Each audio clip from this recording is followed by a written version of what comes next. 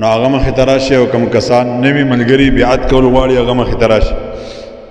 او نور ملګري دې دوران کې چا اودس تازه کول غواړي نو هغه اودس تازه کوي بیا به دعا کېږي او مونځ به کېږي انشاءالله العظیم ملګري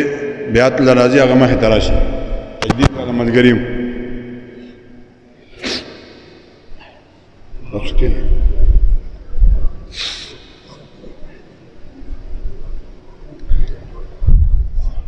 د کومو مریدانو چې شیخ ژوندی وي نو هغه نه چې کوم زمونږ